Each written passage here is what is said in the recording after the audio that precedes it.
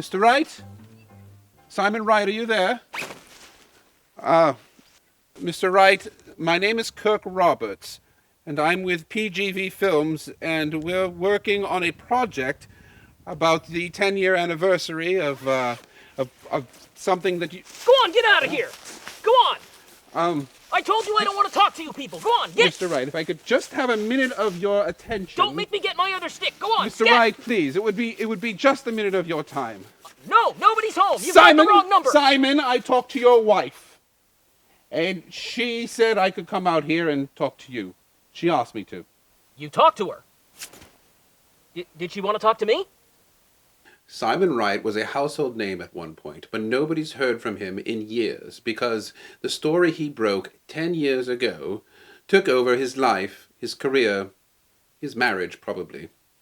In the end, I guess you could say, the story broke him.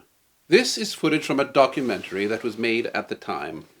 In 2011, the CDC released a guide on how to prepare for and coexist with zombies. Within a year of its release, the first of the dead appeared. A week after that, the outbreak was contained. I don't know if I would have called it a zombie apocalypse. It was more of a zombie inconvenience. I'm not talking about zombies. Please, sir, if you could just spare me a moment. It's the 10th anniversary, and we're doing a retrospective series telling stories about everything that all of us have been through and how we learned to deal with the dead. Boy, you really don't understand the word. I am not talking about zombies. Would it be okay if we talked inside? Wait, did she say I could go inside? She'll be gone for 1 hour. I was a respected political journalist. I ended up the king of zombie talk radio. I didn't ask for that. This project needs you, Simon. I know that you never intended to be the center of all this. Look at what you did for people. You were their rock, their rudder. You broke the story. You coined the term zombie inconvenience. I was using air quotes when I said that, and everyone started saying that because it was less alarming. And surprise, surprise, what do you know? People started getting eaten to death. But don't you think people needed that? They were scared. They were confused. They needed someone to help them sort it all out. Who would have guessed that 10 years later there would be debates about necro-revitalization in the workplace? I don't care. No pulse! No pay! No way! No pulse! No pay! No way! No pulse! No pay! No way! Zombies are human beings. They should be treated with dignity, not put to work like some undead Roombas.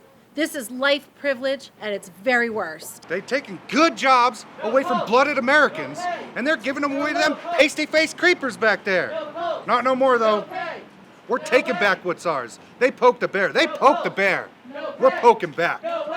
You see, Simon, these are the stories that need to be told. These are the stories that you need to tell. Are they? For every pets out there, there's some idiot trying to make them into pets. For every nonprofit trying to help a senior citizen with Medicare Part Z, there's a dozen crooks out there trying to cash in on them. Do you remember the ZFL? Do you remember Shorty Cook? You leave him out of this. Shorty Cook was a regular guest on Simon's radio show. They were on the air together when the calls started coming in. My policy, as you well know, supports the rights of all Americans, whether they be living or recently deceased. Shorty put his political career on the line, standing up for undead rights. Now he stands for something else entirely. A small New Hampshire town is making news today as party leaders prop up an unconventional candidate for office. I like how he ain't afraid to say what we're all thinking, you know? I can't talk about zombies anymore. I talked about zombies for years, and look where it got us. We've been living with the dead for a decade now.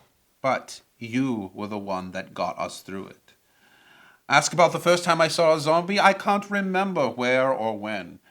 But ask what I do remember, Simon Wright, on the air, talking people down. We wouldn't have made it 10 years if it wasn't for you. Tell our stories. Tell Shorty's story. For Shorty. For Shorty. For the pull-out couch in the basement? That's really between you and your wife.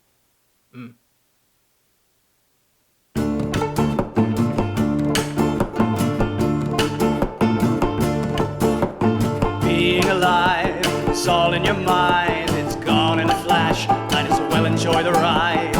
It takes its toll, cause that's what it does. Sure, it isn't easy, no one ever said it was.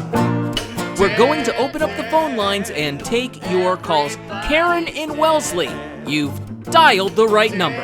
Yeah, hi. Simon, there's one of them things on my pool deck. How do I make him go away? Callers, if you're listening on hold, I want you to ask yourself, can my problem be solved with my poking stick? If your answer is, I don't have a poking stick, you can just hang up right now. You will soon